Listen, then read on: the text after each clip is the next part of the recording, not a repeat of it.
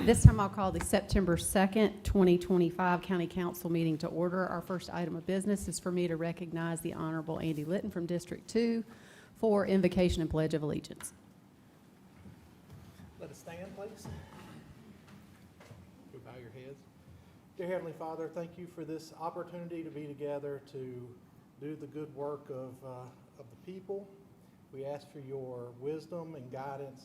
Help us to make the right decisions and the decisions that would honor you, and to help us to just work according to your will. We ask these things in Jesus' name. Amen. Amen. Pledge allegiance to the flag of the United States of America and to the republic for which it stands, one nation, under God, indivisible, with liberty and justice for all. I do want to welcome everyone here tonight. It's always good to see such a crowd of folks participating and getting involved in county business. We appreciate you being here tonight. Our next item is the oath of office for newly appointed board and commission members. If I call your name, if you will kindly come forward and step in front of the podium, our county attorney will join you and give you the oath of office. Let me put my glasses on. Billy Hare for the Bethesda Fire Tax District Board, Stephen Ballinger, Keep York County Beautiful, District 3, Mickey Peak, York County Culture and Heritage Commission, District 3, Ryan Johnson, Catawba Regional Workforce Investment Board, Sandra Goodman and Lindsay Egner for Catawba Regional Workforce Investment Board, and Michael Knight with Flint Hill Fire Tax District Board. And as you make your way forward, I do on behalf of the council want to say, if y'all want to stand in a line like that, yep, our attorney will come forward. I do want to say on behalf of the council, thank you very much for your willingness to serve. You do so on a volunteer basis. You don't get paid, and it is a service that our community desperately needs. We have a number of boards. Just looking at the boards that we have, whether it's Fire Board or Keep York County Beautiful or Catawba Regional Workforce Investment, it takes a lot of investment, it takes a lot of time, and it takes folks like you stepping up to the plate to help serve our folks. We appreciate that. Thanks for coming down this evening. It's a pleasure and honor to administer the oath of office. Thank you again for your service to York County.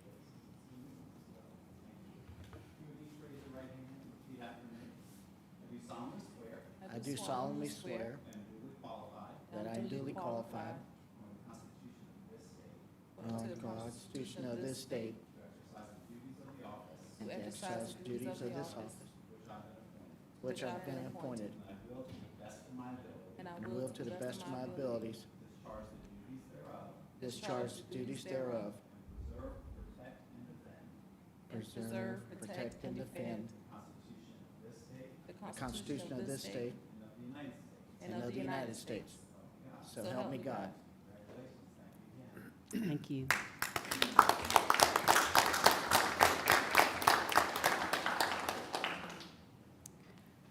We do not have any appearances tonight. We do now, we'll turn to our public forum session. This is an opportunity for individuals to sign up. When you come to our meeting, we set aside 30 minutes. That's 2 minutes for 15 individuals to come and speak about matters that are within council jurisdiction. A couple of things. There are a number of folks that have signed up who are here about a rezoning. If that is for the public hearing rezoning item, I would ask that you wait and reserve your comments to that public hearing item. That way your comments will be kept transcript-wise and will be naturally underneath the scope of where that item is located. So if your name is on there for that, your time is unlimited. If you're here for a public hearing item, that's a better place for those comments to be made. When I call your name, if you'll come forward and give your name and address, and then if you'll kindly pay attention, hopefully the 2-minute is going to work, and if you will kindly pay attention to the screen, it will let you know and give you a warning when your time is up, and if you can cut off your comments, then I don't have to be the one to do that. All right, we'll start with Brandon Langford.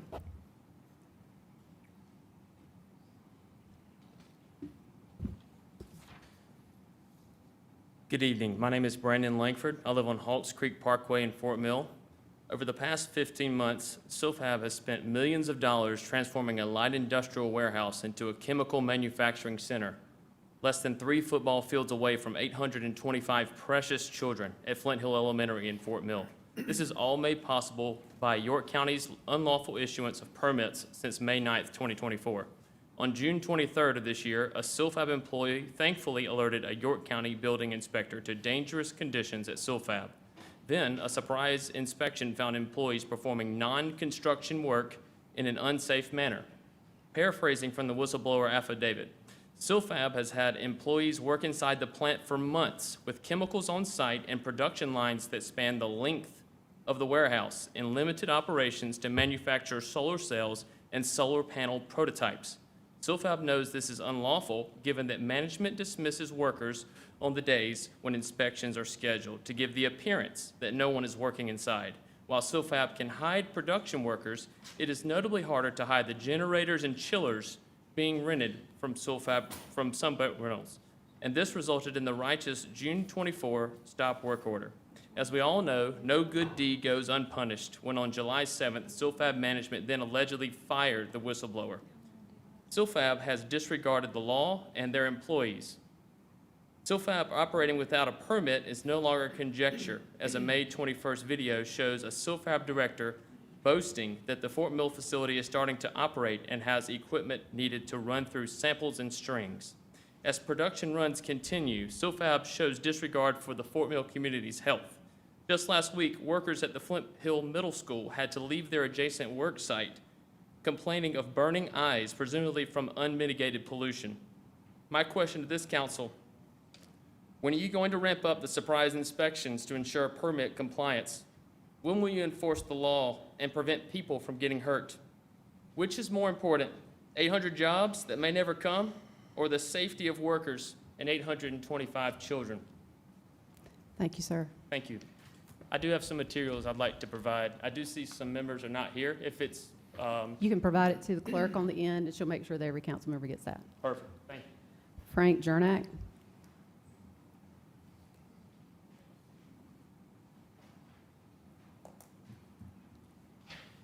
Good evening, council members. My name is Frank Jernak. I live at 2591 Lower Assembly Drive in Fort Mill. I want to address the repeated fire alarms at SILFAB this past month. In just a span of 12 days, alarms of sprinklers were activated on August the 9th, the 14th, the 15th, and the 20th. Some were brushed off as tests, but at least 2 were full activations, including one that set our sprinklers at 5:36 in the morning. A former employee has already come forward with a sworn affidavit saying that SILFAB required staff to work inside the facility before an occupancy permit was even issued. If workers were allowed to work inside without approval, how do we know they're not operating now? How do we know these repeated alarms are not tied to production lines being tested or hazardous chemicals already in use? I think this is important to repeat it. How do we know that these repeated alarms are not tied to production lines being tested or hazardous chemicals already in use? SILFAB's own filings confirm that they will have presence of flammable gases, pyrophoric substances, hydrofluoric acid, phosphorus oxychloride. These are dangerous substances that can ignite or release toxic gases when mixed with water or heat. If sprinklers are activating around these chemicals, it is a potential chemical emergency. The community deserves certainty, not reassurances. We demand action, guys and ladies. You all are part of the community. We are asking you to use the authority you hold to protect our children and our families. Thank you. Thank you, sir. I think it says Margules. It is a rezoning matter. Is that something that is public hearing rezoning? Nope. So we have 5 public hearings here. 5 of them actually have public hearings assigned to rezonings. I'm sorry, we have 5 rezonings that have public hearings. Yeah, that's a rezoning. What item number is it?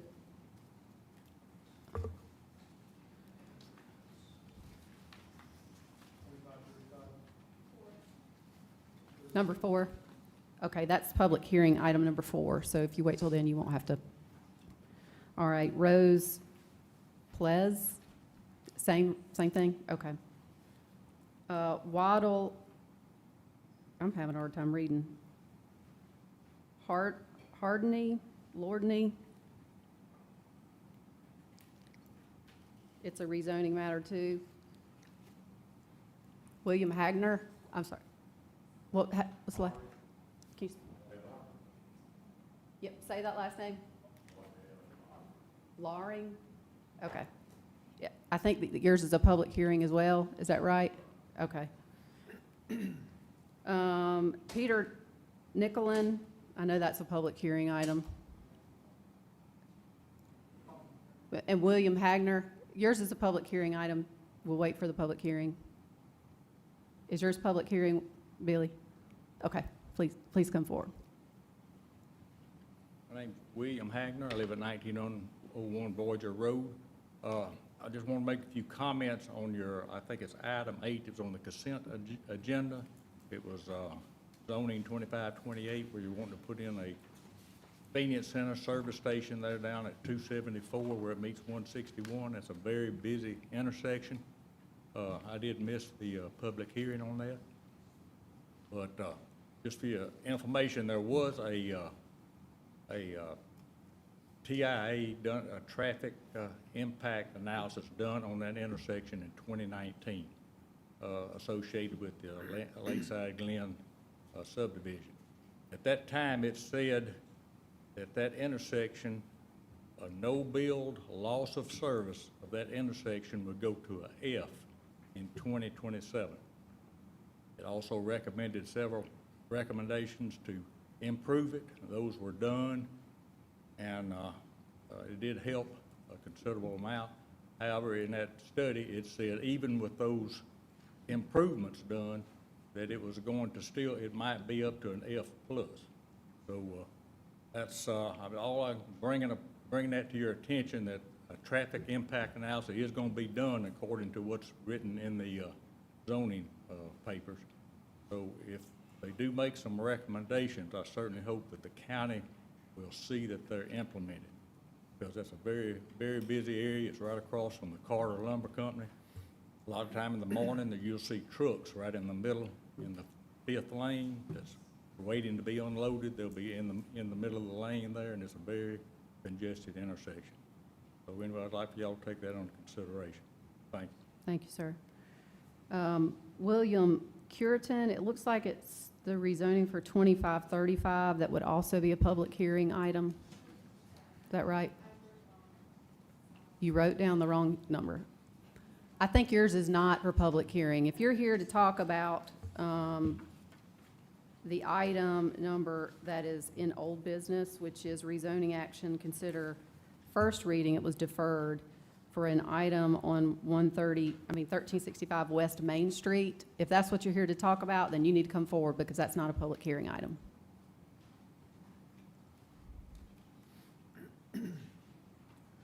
And if you'll start with your name and address. Yeah, William Curitan, 1224 Kobe Avenue, Rock Hill, South Carolina.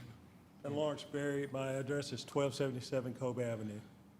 You know, we was asked to come about the storage thing in our community, and we was just grateful and thankful that Mr. Roddy had called us and told us to come in reference of that building, those storage buildings, and we don't like to have that over there in our neighborhood. It's just already a lot of congestion over there with other things that's going on, so we just wanted to come and let our voice be heard that we would not like to have that storage buildings over there. And also, if you look at the area where we live, there's approximately 4 to 6 storage facilities already been built in the last 2 or 3 years. So I don't understand why we need more storage areas built. And some of them are down toward Newport, they're gigantic buildings with 3 and 4 levels with storage in them. And and I talked with the people in our community, and they thought that it wouldn't be a good fit, because we're right around the corner from Cherry Road, and we're right around the corner from 901, and the storage facility is less than a half a mile from where we live on both ends. So I don't understand why we need another one. That's it. Thank you, sir. Thank you, thank you. Thank you. And before I go, I want to publicly thank Watts Huckabee for all that he do and all the support he gives us with all the things we do in the county. Thank you. Thank you, Key-Rock. All right, that concludes our public hearing session. Do we have a motion on consent agenda? Motion to approve, but removing item number 26 to new business, please. Item number 26 will be the first item in new business. Any other removals? And the motion is to approve with the exception of 26. Do we have a second? Second. Motion and a second. Any discussion? All those in favor say aye. Aye. Any opposed? Hearing none, motion carries unanimously. We move now to our first public hearing item. Item number 1, rezoning action, hold a public hearing and consider first reading, case number 25-19, tax map number 60500000021, to rezone from RUD to LI, 2.8 acres in District 5.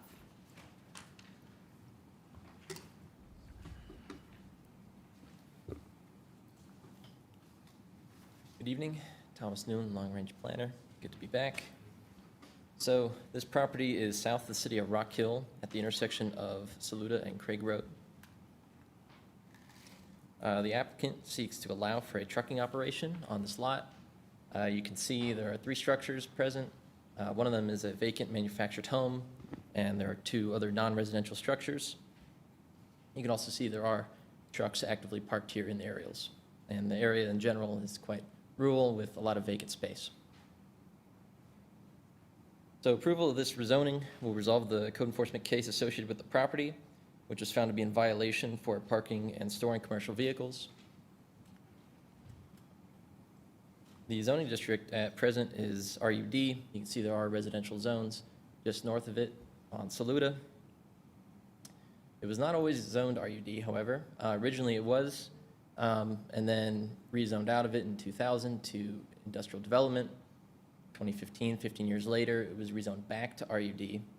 2019, the applicant purchased the property, and by October 2020, the current applicant applied for rezoning again, this time to BD2, which is the equivalent of our office institutional, and denied. Our future land use map shows this place as single-family residential. Staff recommends denial of this request. It's not consistent with the comprehensive plan future land use map. The single-family residential designation supports non-residential uses at major intersections. However, Saluda and Craig Road is not considered a major intersection. The proposed light industrial zone will allow for the active trucking operation as well as other more intensive uses. And there are no other parcels in the general vicinity zoned for LI and could be considered spot zoning. By a 5-0 vote, Planning Commission recommended denial. Thank you, sir. Any questions before we open public hearing? I'm just guessing the 2 non-residential buildings, those were placed there, I guess, when it was zoned RUD in 1986 or before? Yeah, one of them was an old gas station and is now derelict, but I believe that was when it was zoned LI. And that's it. Okay. All right, is there anyone here who wishes to speak against this request? Is there anyone who wishes to speak in favor? Now would be the time for you, yes.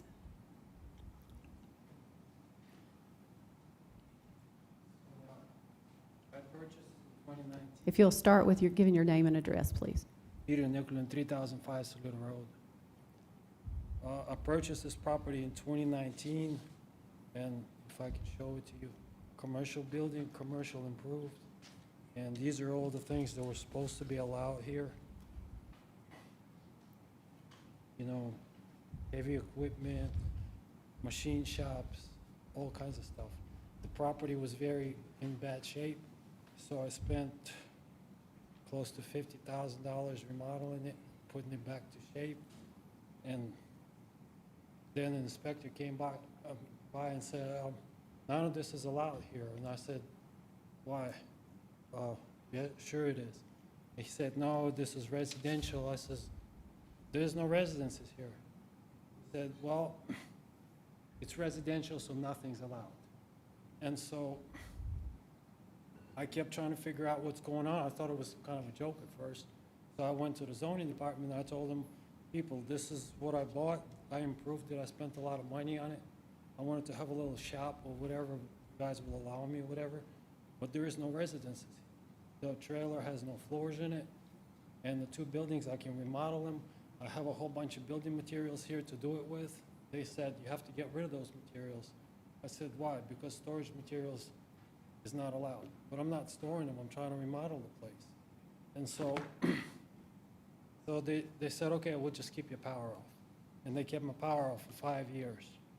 And all under this bright plan they have, which kind of brings me back to Soviet Union when we had no food to eat, but we were going to bright communist future.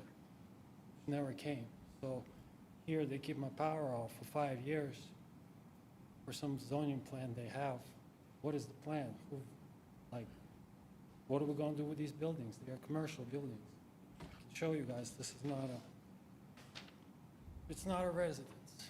So I bought it as a commercial, my own little stuff in there right now is tractor, my trucks, my tools. I can improve it, I can make it look a whole lot better, whatever you guys will allow me. But as it is right now, I'm allowed nothing. I'm hiding my truck behind the trees when I'm there for fear of inspector coming over there saying, you're not allowed to be here. Some nonsense. So I'm asking you to, and this last incident was my neighbor two doors down was parking his truck in my empty parking lot. It's 1.5 acres of a parking lot next to a busy road. There's a property just like this in 321, which I pass by every day. There's 25 trucks there. Exact same commercial building with a big parking lot. I'm 2 miles away, I'm allowed absolutely nothing.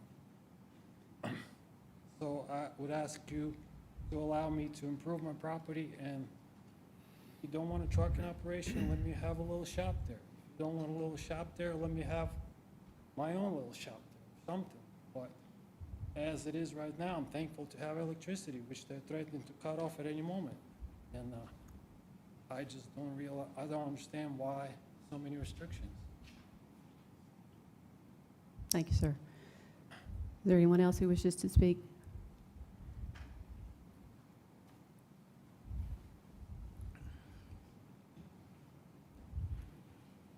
Good evening, Council. Good evening, Madam Chairwoman. My name is Damon Nichols, and I am speaking on behalf of my mother, who is a resident of 1230 Tom Joy Road in Clover, South Carolina, as well as other residents of Tom Joy Road. And this is in regards to a rezoning that is currently up for reading. I think you're wanting to speak on a different rezoning matter on Okay. a public hearing. Okay. On a Tom Joy one. We'll make sure that we let you know when that one comes up. Okay, all right, Okay. thank you. Sure. Does anyone else want to speak on this rezoning in front of us? I have a question for staff, if there's no one else. So if you don't mind sharing with us, currently, share with us. Actually, Watts, I think it's probably appropriate. Let's go ahead and close the public hearing. Let's get into Okay. a motion, All and right. then you can ask your questions after that. Okay, that'll work. Do we have a motion to close? Motion to close public hearing. Second. Motion and a second. All those in favor say aye. Aye. Any opposed? Hearing none, public hearing is closed. Do we have a new motion? Motion to deny. We have a motion to deny. Is there a second? I'll second. Motion and a second. All right, staff, Discussion. please. As it's zoned currently, what is permitted on the property? So the RUD zone is primarily large lot residential. So the trucking operation in question, if it was a bona fide farm, you are allowed to have trailers for use on that farm. This certainly does not befit a bona fide farm. But RUD is primarily residential and has right to farm associated with it. Okay. All right, thank you. I have one question. The 2015 rezoning from ID back to RUD, was that a property owner initiated rezoning? Not the current owner. Not the current owner, but it was the previous owner? Yes. Okay.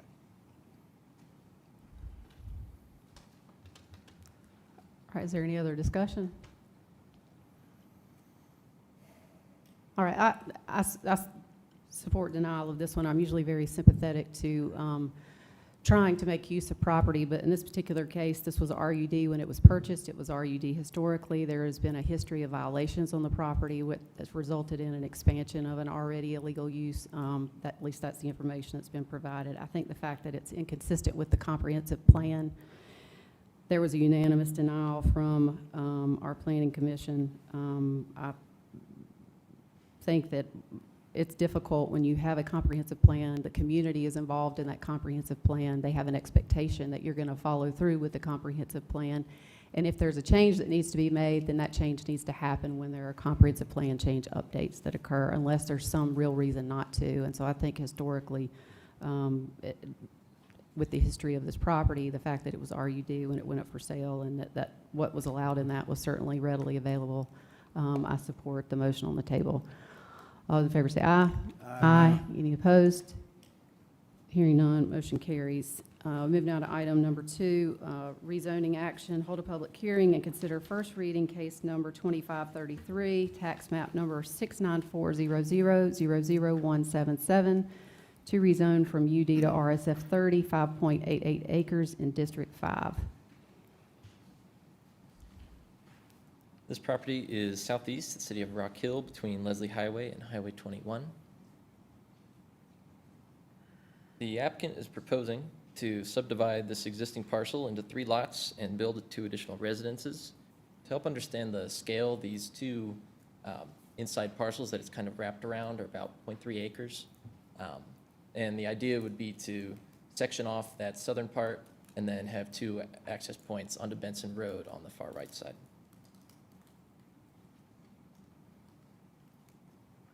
As far as zoning goes, this area is a patchwork of UD and RSF 30 and 40. And to help kind of decode what's going on with the UD district, which, you know, for a time allowed residences, I've added this additional map where everywhere you see an R is a resident or is permits residential, and C is commercial. And so you can see a lot of the commercial development that is UD is centered on the intersection, but otherwise is primarily residential. And a feature land use map designates this area as neighborhood residential. Staff recommends approval of this request, and while it's not technically consistent with the comprehensive plan and feature land use map with neighborhood residential designation, it's best matched with zones that allow for mixed-use housing types.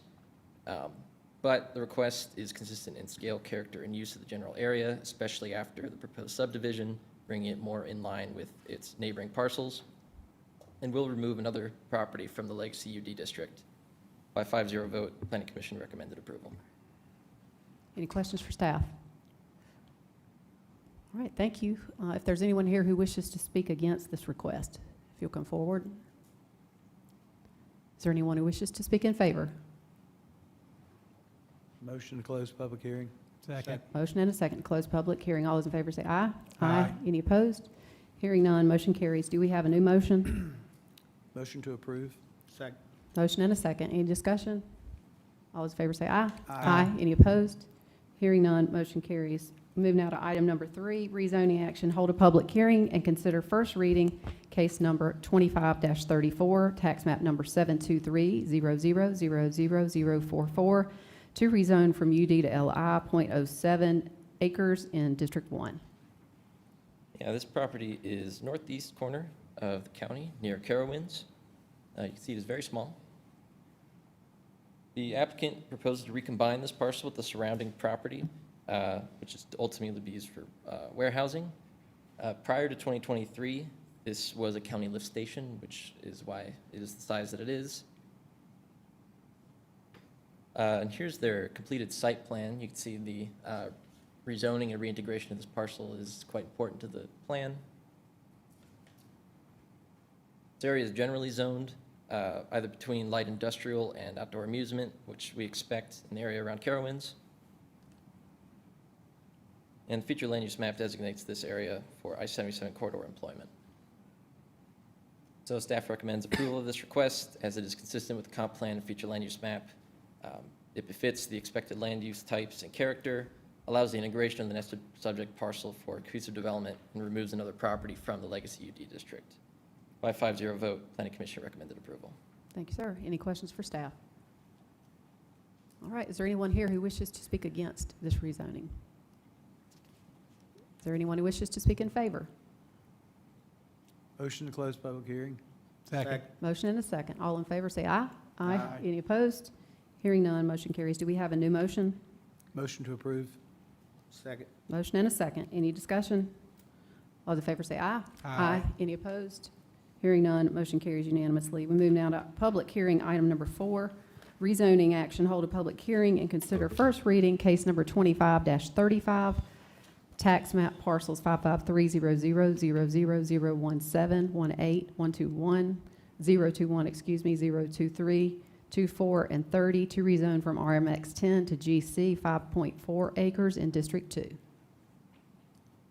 These properties are just north of where Hinsville Highway crosses Lake Wiley.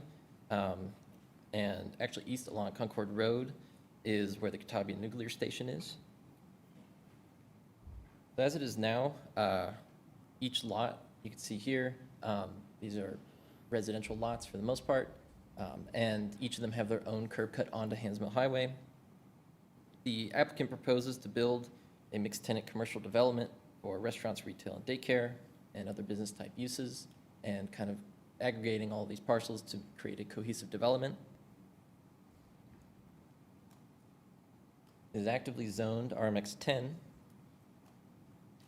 And here are, along Hansmill Highway, we wanted to highlight some of the other non-residential uses in this area. You can see some are associated with the Cannonball Run PD. Just north of it are boat and RV storage. You have salons and daycare and the fire station. Future land use map has this area as single-family residential. And staff will recommend approval of this request. It is consistent with the comp plan and future land use map, as it is at a signalized major intersection. And the intention is to provide services and amenities to nearby residences through its commercial uses. This will aggregate these properties into cohesive development and will limit access onto Hansmill Highway by replacing 5 of the existing residential driveways for more cohesive commercial access points. By a 4-1 vote, Planning Commission recommended approval. Any questions for staff? All right, thank you, sir. Is there anyone here who wishes to speak against this rezoning? Is there anyone who wishes to speak in favor?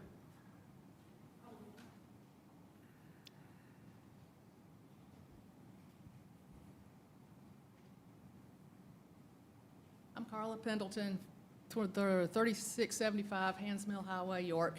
I live within a couple of miles of the corner there at Concord Road and Hansmill. I'm in favor of the rezoning.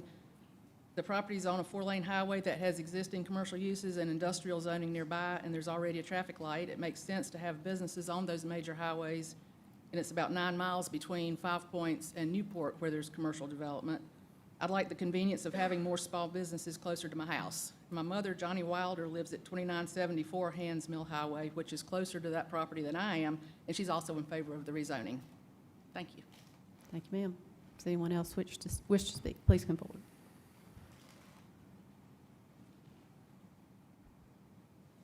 Hi, my name is Merle Margulies. I live at 2578 Cozy Cove Drive in York, and I'm definitely in favor of this. Our neighborhood sits back right off of Concord, and with all the growth going on right now, it would be wonderful to have some small professional type of businesses there to just have a place for us to go. With all the building going on in the other end, which I call Clover, I guess that's like Lake Wiley.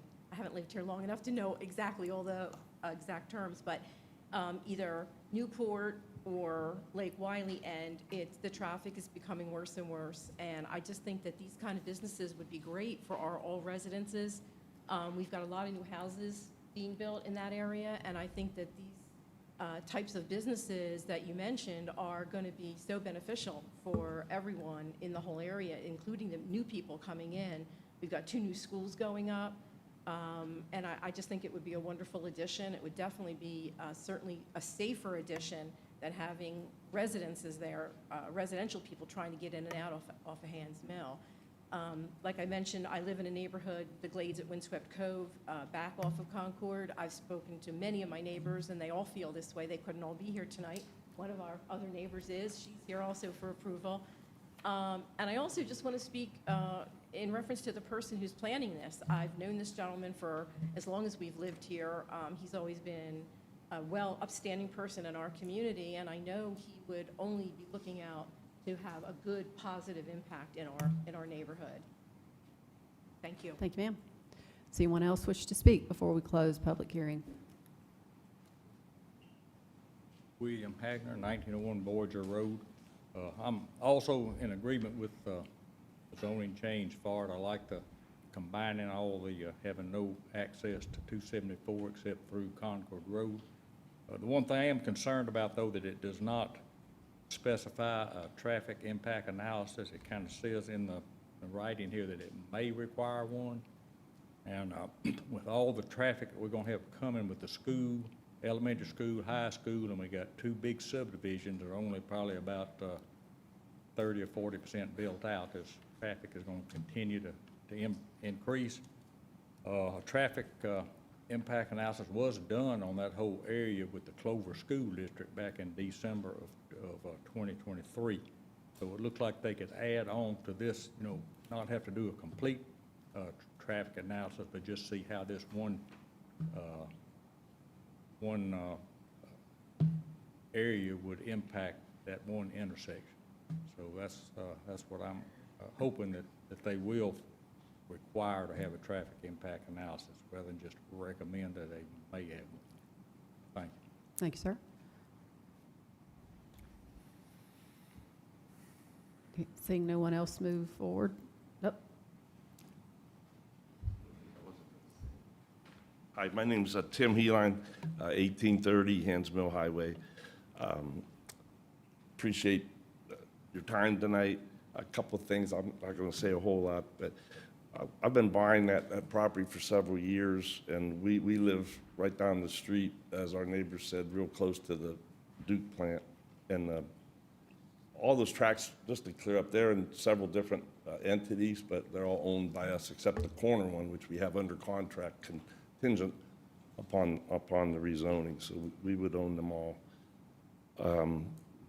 But we spoke with, we've got several neighbors around us that work for Duke or have worked for Duke. They've retired, and we've talked with them about what do you think Duke would like to see there, because I believe Duke is the largest taxpayer in the county by a lot, I believe.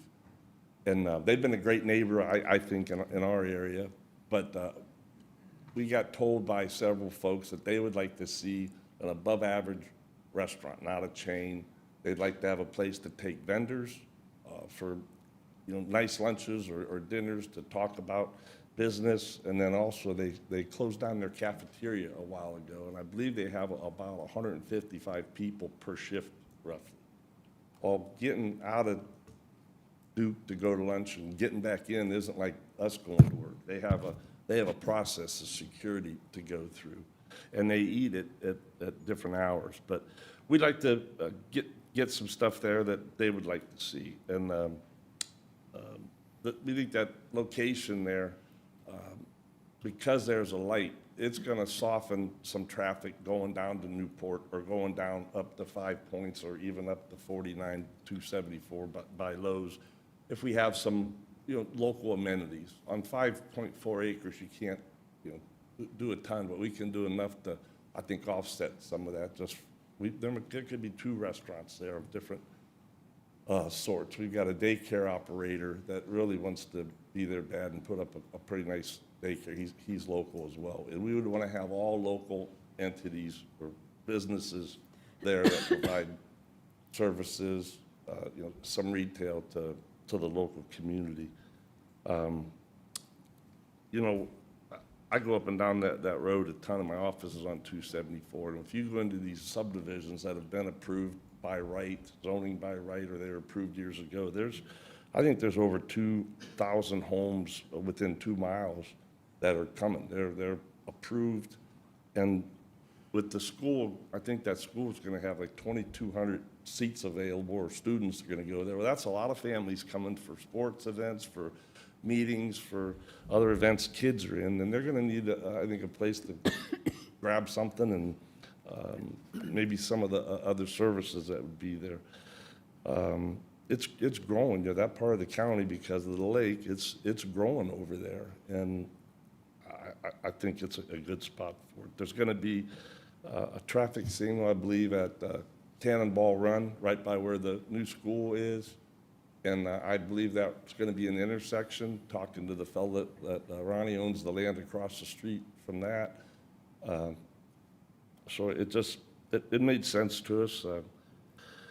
So what we're going to probably see, there's a locally owned and operated restaurant, quick service food convenience store, not a gas station. There's going to be plenty of gas stations on 274. And my neighbor said, thanks for coming, I do live back there. My wife and I, we've lived there for years. We're not going anywhere. And this has been one of my projects that I wanted to really see done right, and something I can be proud of. And we're going to have, probably going to have ownership in half of it when it's all said and done. Thank you. Thank you, sir. Is there anyone else? All right, do we have a motion to close? Motion to close. Second. Motion and a second. All those in favor say aye. Aye. Any opposed? Hearing none, public hearing is closed. Do we have a new motion? Motion to approve. Second. Motion and a second. Any discussion? Yeah, I'd just like to say that this is a good area to put commercial in. We don't have a lot of commercial in that area, as been pointed out. It also takes out a medium-density residential zoning. As has been mentioned tonight, we don't need a whole lot more residential right now over there. So if we can convert some of it over to commercial, I'm all for it. And this is a good location with the Duke plant being there, and with the stoplight already there, and on a major road. So I think it's a great location for this, so I support it. Any other discussion? All those in favor say aye. Aye. Any opposed? Hearing none, motion carries. We move now to our final public hearing item, rezoning action, hold a public hearing and consider second reading, case number 25-36, tax map number 36200, 00178 through 189, 191, 199. The zoning request is from RSF 40 to RMX 20, 30.12 acres in District 2. Good evening, council members. So this application deals with the Garrett's Landing subdivision just outside the Clover town limits, as you can see by the shading on this map here. And this rezoning would cover both the existing platted lots and the balance of the unplatted area that was part of the original platted area. I'll get into that timeline in a second. So this was a council-initiated rezoning. You all voted to initiate this back in your July meeting.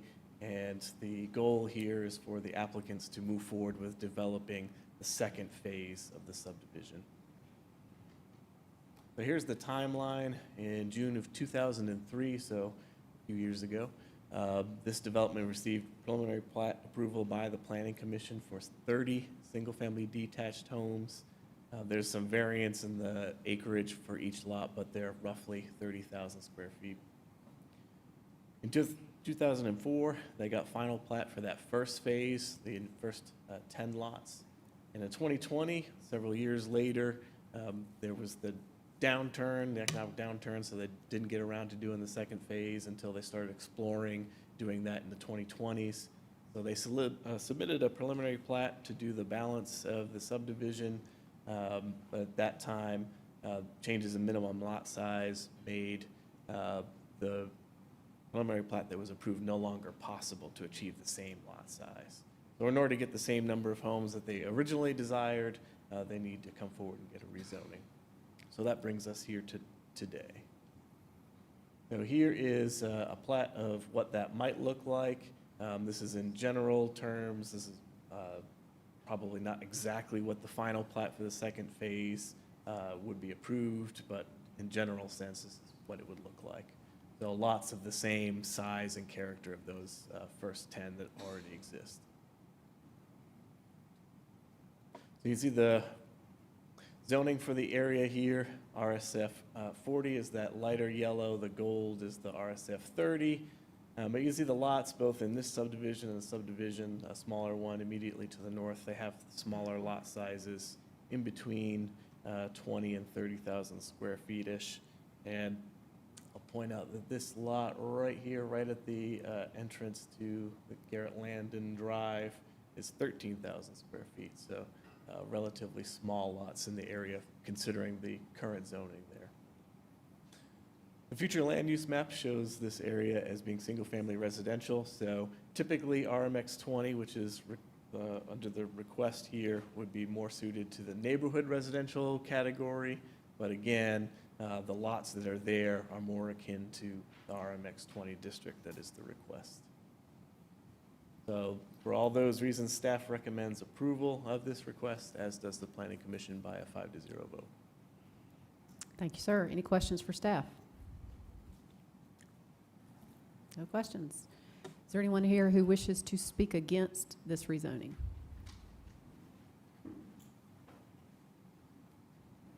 Good evening, Madam Chairwoman, again, and to council. Once again, my name is Damon Nichols, and I'm here speaking on behalf of my mother as well as other residents of Tom Joy Road. Her house is at 1230 Tom Joy Road, which is directly, if you pull the map back up, it's directly across from the main entrance to Garrett Landing. I have Mr. Laurie here, who's also a resident of Tom Joy Road, and we are at a point that we no longer need additional residential homes on Tom Joy Road.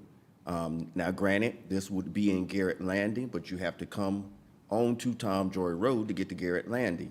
We have Pine Haven, and we have Garrett Landing, and we have homes and houses up and down Tom Joy Road. If you know anything about Tom Joy Road, you know that that is a curvy country road, and we're just getting resurfacing due to Pennies for Progress that was the voters approved last year.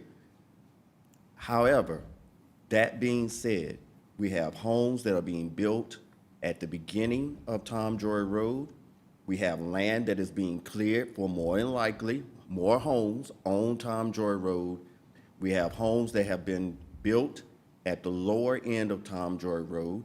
And now you're talking about adding 20 additional homes into Garrett Landing. Tom Joy Road cannot handle the traffic that that would bring. It's plain and simple. And I know that some will say that they will make some outlet somewhere on the opposite end of Garrett Landing, but the fact of the matter remains that those residents would utilize Tom Joy Road to get entrance into Garrett Landing. So I'm asking this council to take into consideration the taxpayers of Tom Joy Road and go against your planning commission and deny this recommendation. They deserve to be in a area that is safe when it comes to traffic. You have retirees that are the majority of Tom Joy Road. These are not Gen Z or millennials. These are baby boomers. And they deserve the respect of this council when it comes to traffic concerns on Tom Joy Road. Thank you. Thank you, sir. Does anyone else wish to speak against this rezoning? Yes, Wardell Lowry, 1288 Tom Joy Road, next to Nichols. I think the road is getting crowded. I called the councilman about resurfacing the road. They will now surf the road down there at Tom Joy. Everybody else's road being resurfaced except Tom Joy. And I went in the neighborhood questioning about this rezone. And the way they rezoned it and got the sign there, none of the neighbors know anything about it. I went to Bell Haven, I asked Bell Haven. They don't know anything about it. They side by side, Bearhaven and Garrett's Land. And his house right in front of Garrett's Land, the highway to go into Garrett's. And there's a lot of traffic up and down the road. Up and down. You can set a traffic trap out there, and you can see how many people come up and down that road every day. So I'm against that. And one reason I'm against it because the neighbors, I asked the neighbors, and the neighbors say, well, Clover gonna put water and sewage down there. I said, I don't think so, ma'am. It would be a Clover, a zoning sign. They know we're in the county. So Clover gonna put water and sewage. Now, they have water down there, but they don't have sewage. Don't have it.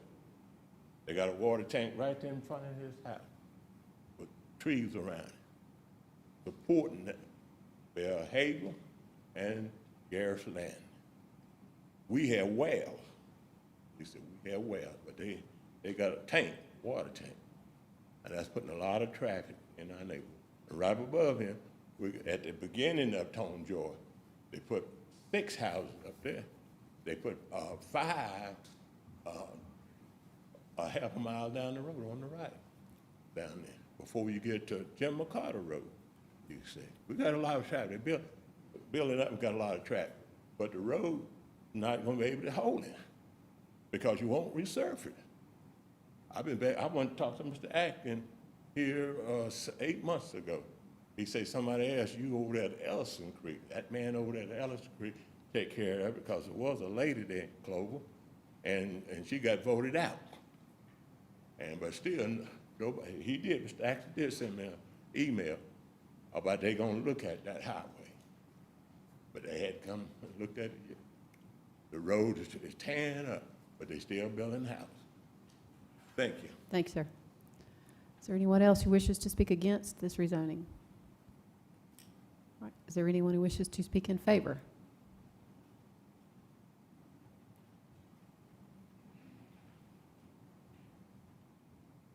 Morning, excuse me, it's evening now, isn't it? Emily Brown, 454 South Anderson Road, Suite 211, Rock Hill. I represent Carol Norman, who owns the remaining acreage in Garrett's Landing.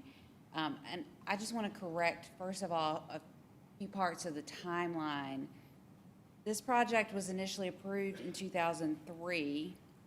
And then it is served by a private water system, which they refer to the tanks, which that is on that 13,000 square foot lot. It is the private water system that serves Garrett's Landing. So, and it also serves the Pine Haven development. So in 2004, Mr. Norman began the approval process with DHEC to get the lots in Garrett's Landing approved. They at first only approved 9 lots. And so those were built out from April 2005 through March of 2013. And then throughout that time period, he has continued this approval process with DHEC that, without going into all of the detail, took until 2020 to get the remaining lots approved for the water system. Now, each of those lots is served by a separate septic tank, but it is a community water system. And so at the time of approval, all of these lot sizes were conforming with the code. Subsequent rezonings by this council have created a nonconformity for lot size, not just for the remaining lots to be developed, but for the existing lots in the Garrett's Landing subdivision. So that means that people who already live there, who have lived there since 2005, their lots are currently non-conforming as to lot size, and so if they were going to make additions to their properties, there are additional steps that they would have to go through. So this rezoning is not only going to help Mr. Norman finalize this development with additional 20 houses, but it is also going to help the existing houses be conforming as they were when they were constructed. These additional 20 homes were already contemplated well before most of the other development on Tom Joy Road, and they are not going to create any sort of an appreciable traffic burden. And so we're just asking that, council approve this rezoning. Thank you, ma'am. Does anyone else wish to speak? Motion to close public hearing? Second. Motion and a second to close. All those in favor say aye. Aye. Any opposed? Hearing none, public hearing is closed. Do we have a new motion? Motion to approve. Second. We have a motion and a second to approve. Any discussion? I do. I'd like to see the picture of the homes that are being proposed, if you can. So what is a future plan here? There's a lot of space here, a cul-de-sac and so forth.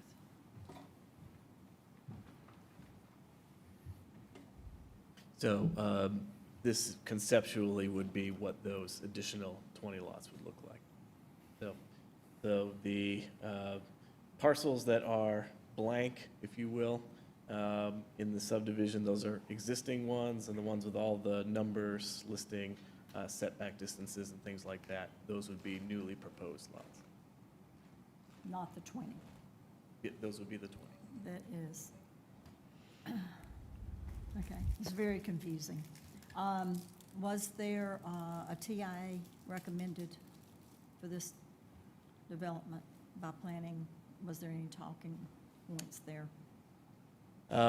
This one's a little unique in that it's part of a mediated settlement with the applicants at this point. So normally, for a subdivision over a certain threshold to go through preliminary plat approval, they would need a TIA at that point, but they've already had preliminary plat approval from 2003. As part of this mediated settlement, they would not be doing another preliminary plat. This plat was also approved in 2003, which is the issue as part of the litigation. So there is a fully approved plat, including additional lots, back when the process was different than it is today. Okay, so we're kind of stuck on the TIA, right? For purposes of litigation, yes, ma'am. Can you share with me why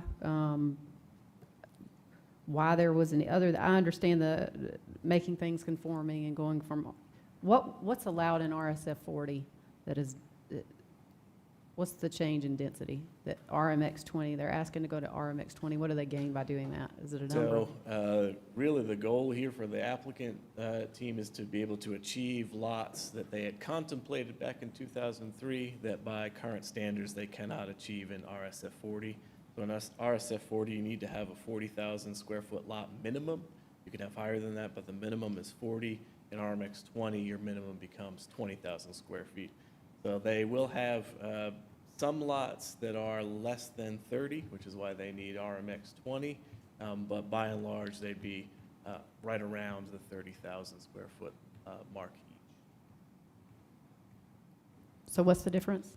What's the Lot number of size. houses? The Yeah, pro- I know. the- Tell me, yeah. how many more do they get by doing this rezoning? I don't know. We've not seen a I'm trying to figure out conceptual- what's allowed by, if I assume that by right was RSF 40, how many are allowed? Yeah, I'd have to go back and do that math. We've not seen a conceptual plan to date that draws out the balance of the subdivision with 40,000 square foot lots or greater. That's not been presented to staff.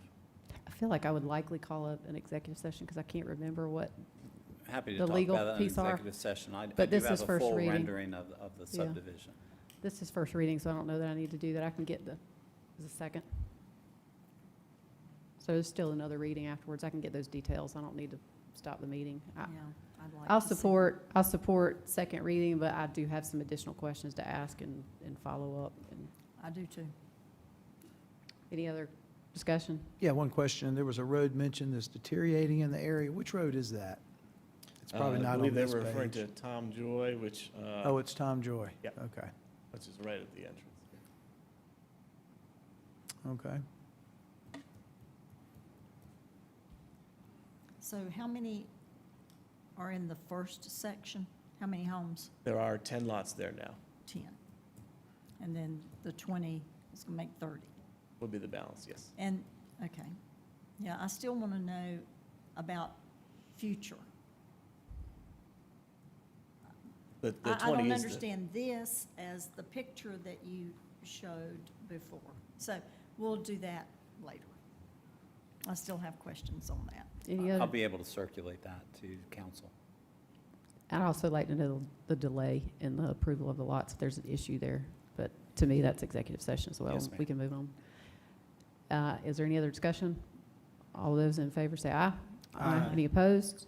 Hearing none, motion carries. Move now to old business. Number 1, rezoning action. Consider first reading case number 25-24, tax map number 59500000135 to rezone from ID to GC, 7.2 acres in District 4. I will say that Mr. Roddy is unable to be here tonight, and he has requested that the matter be deferred to the next meeting when he will be here. Motion to defer until the next meeting. Second. Motion and a second. Any discussion? All in favor say aye. Aye. Any opposed? Hearing none, the item will be deferred to the next meeting. We do have one new business item that was added from the motion on consent, item number 26. Motion to approve as it was submitted in I gotta read it consent first. agenda. Let me read it. Okay. Trying to save you some time. Thank you.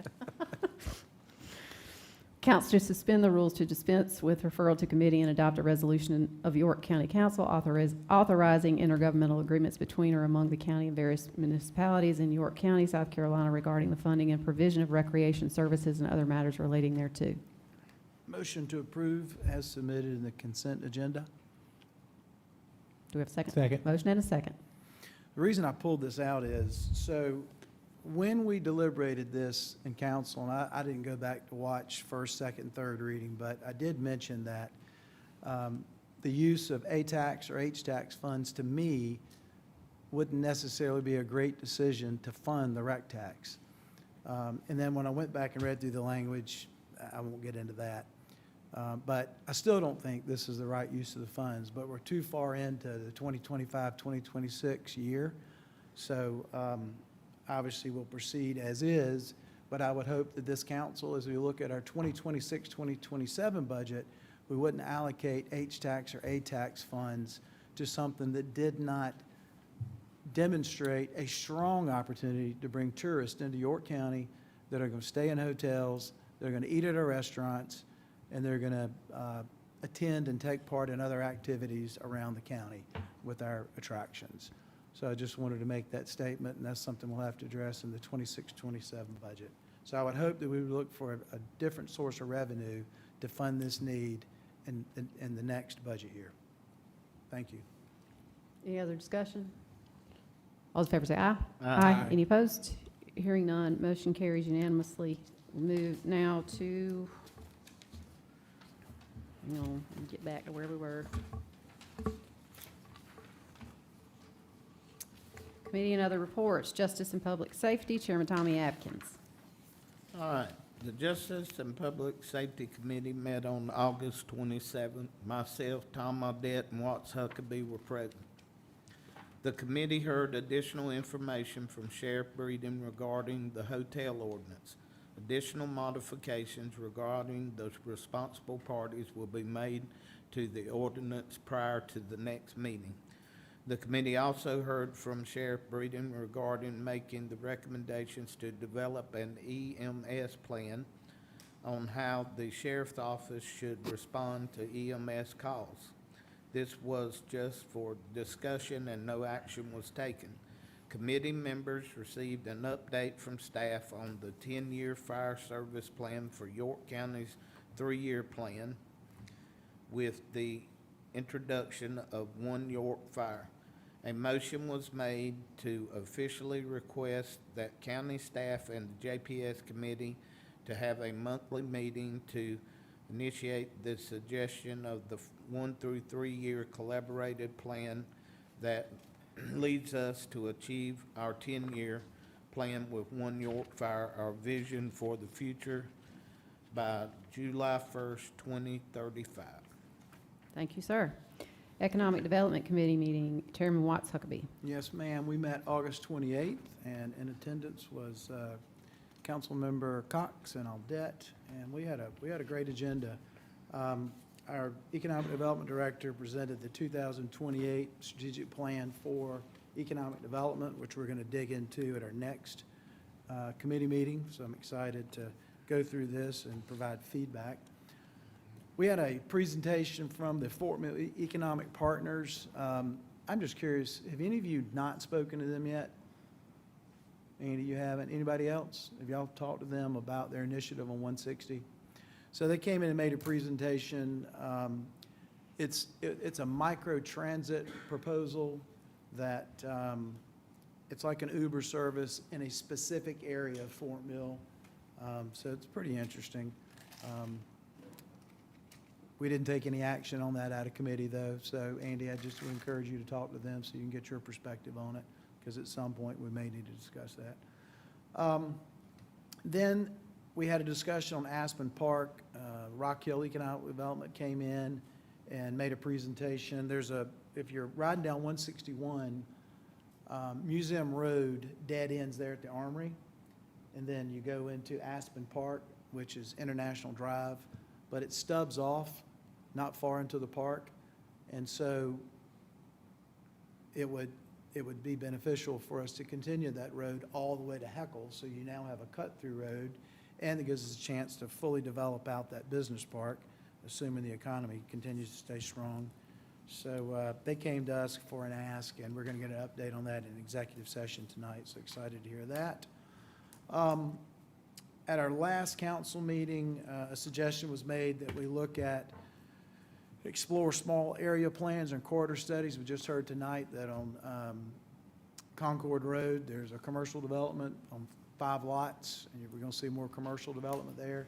But as you look around York County and the unincorporated areas, we're seeing a ton of growth. As you come down 161 from Rock Hill into York today, you witnessed a lot of growth that you can visually see, and you don't even know what's on the docket to start here soon. So these small area corridor plans, I personally believe, are pretty important when you think about the unincorporated areas of York County. Again, we talked about 5.4 acres tonight that we just passed in first reading for that to be rezoned for commercial use. There's a lot of development going on, so we need to be intentional if we want to avoid areas like 521 Indian Land between Lancaster and Ballantyne, if we want to avoid that look, if we want to avoid in Rock Hill, Cherry Road, or Highway 49, places of that nature, then we have to be pretty intentional. So appreciate our Assistant County Manager, Tom Couch, that already has a full plate of issues he's working on to take this on, and he's going to come back to our next meeting and give us an update. So really appreciate his work there. We had a conversation about future development in York County. We're going to talk about that more in executive session tonight as well. That's pretty much all that we discussed in our meeting. Thank you, Madam sir. Chair. We do not have any citizen concerns tonight. Any council member new non-agenda comments before we have executive session? Yes, I have one. I would like to recommend for the Lake Wiley overlay to be referred to the Planning and Zoning Commission for reevaluation. All right. The request is made to refer that to committee. The appropriate route would be, I think that's the most appropriate route, to refer that to planning and zoning. I don't see an issue with that, and we can refer that matter to that committee. All right. Okay. I have something. I'd like for staff to address situation we had this weekend in Fort Mill and Tega with the loss of water. We're, myself included, do you boil or do you not boil? That is the question that's being asked. That's the big question. But there's other questions that I would like you to address, and I think you probably know what those questions are. So I'll turn it over to staff. Yes, ma'am. First off, I'd like to start off by acknowledging when that water main broke, and this was Saturday evening, the communication was not what our citizens deserve. We had a failure in the communication, and that's something we've met on multiple times, and we're rapidly working towards permanently fixing on that. The crux of the problem was we found out that the software that the utility department used for notifications can't handle the large volume that was required. It was taking up to 3 hours to get messages out. That's an issue that we are going to deal with, and I think the citizens deserve and will get better communication going forward. I've received several comments from different people. I've talked to the community. The communication improved throughout the weekend. I think we did a good job of talking to the school district, but we need to start off at that level and do what we can to make sure everybody understands what's going on. Regarding the question of to boil or not to boil, and, you know, this was a dilemma that we had early on, trying to identify what areas are going to be affected. And if you can think of coming up from Rock Hill, you got a booster station, pushes water up, then it splits and goes around as an oval. There's 3 connections under 77 to the system, so it's a giant loop with 3 interconnections. And there's 2 towers at the northern part that create pressure up there, down, pushing the water down. What is going to be affected was not something we could ever get a definitive answer from, because this was not a 4-inch pipe going in a neighborhood. This was not a pipe going one direction. This was a circular system that's all interconnected. And so where we would lose pressure, we could never identify precisely. And when I talked to the school district, they had people go out to all the schools to look and see if they lost pressure, and we cut it off yesterday to do the final repairs. One thing that, talking with Shannon, we're going to do in the future if something like this does happen, because when you look at that map, there are some corners that we could have at least addressed those. And I think the term Shannon used was sort of a cloud map or something, where we don't try to define precise lines, because where we'll mess up is if we try to be too precise. But we could have given some relief to some people in the edges that, you know, you're not going to be affected. But we could not be very precise, because it's, again, a 24-inch pipe that goes in a big circle. So, you know, unfortunately, that's not something I can still answer right now, but I'll tell you, if you lost water pressure, if you got back, you're out of town, you came back, you turned your faucet on, and you got a lot of air blowing out of there, you're under the boil water advisory. And another word for that is recommendation. Don't think of that as mandatory, but that's just what we're recommending you do. We're following the guidelines by DHEC. The water testing, we hope to get results back mid-morning tomorrow. At that point, we would communicate to the citizens that's okay to drink without boiling that water. That's what we expect and hope to get tomorrow morning. If not, we will immediately let the citizens know that's going to be extended until we get further confirmation. Could you address how this happened? As best we can tell, this is a pipe that's been in the ground a long time. It was where a 24-inch pipe connected to another pipe. And as that ground had settled over years, there was a rock up against the pipe that, as best we can tell, and Shannon, you chime in if I butcher this, that the pressure that created over time finally caused it to snap. Well, let me help out with this a little bit. This is, I want to first say that I thank Shannon and all of his guys for all the hard work they put in, and not just them, but you know, all the communications people. There's a lot of people that are involved in these situations, and I want to say thank you for all of y'all and the hard work you did, especially over the holiday weekends and late at night. The other part I want to point out, speaking of the rock, so if there was a rock under it, these pipes, you may not realize, but they vibrate, and they move, and it creates a soft spot, a weak spot in it, and it finally cracks and breaks. It happens all the time. That's why we have to have inspectors out to, you know, check for these things, because you don't want to intentionally put it on a rock, but rocks end up in the backfield. And it doesn't take a very big rock to break these pipes. The communication, you know, I deal with it. You can always do better after the fact. You know, it's always a goal to be able to communicate to everybody. I think they did a good job. I'm glad that they're going to make improvements. They've realized their weaknesses, but they're going to get those improved. But when you've got a situation as big as that area is, it's really hard to specify without having a whole lot more infrastructure in place than I'm sure York County currently has. They would really need a bunch of pressure recorders out in the system to be able to recognize when this happens, that are tied to the computer system to see it. The other thing that happens with that is you could sit down with your hydraulic model and spend 2 or 3 hours running models to see what areas would fail when this happens. And, you know, most governments, they just don't have that kind of people. They just don't have people that are around. And I know that Shannon is building up the water and sewer department to be more capable of those type of things. But, you know, it's a goal, and I have full faith that they'll improve at it. But that 24-inch water main, it's a really big pipe that busted. So I agree with you. The communication could have been better, but in the situation, I think they did a good job. But you know, they can answer all your questions, but I can, you know, fill in if you ever have any other questions. Thank you, staff, for recognizing, you know, none of us is infallible, but I appreciate you working quickly to identify what the issue is and whatever is needed to ensure that there's communication given. I'm certain you all know that council supports that, and if the software needs to be replaced, that it be done quickly. I think for purposes of any folks tuning in, I think it would be helpful. Is there a telephone number that you recommend that they call in, and where can they go? Where should they look to find the results from the test? Will that be prominently displayed on the county's website, just so that they know where to go look for that? I would go to the county's website. It's going to be on the ticker rolling across the top. We're going to update that tomorrow morning as soon as we get the results in. So check the website. We will try to send out a notification through the other various methods that Greg using right now to get the word out. But I would expect by about 10 o'clock tomorrow morning, we should be able to get some notice out to everybody. Is there a particular place that they should reach out if they have other questions, to a particular person or to a particular number? Shannon, why don't you come up to the microphone and share? Thanks. I was going to say Kevin's cell phone numbers. I saw him squirming on that one. Yes, ma'am. Thank you. Yeah, our office phone number for anybody who needs to call just to talk to somebody, we man that 7 to 4.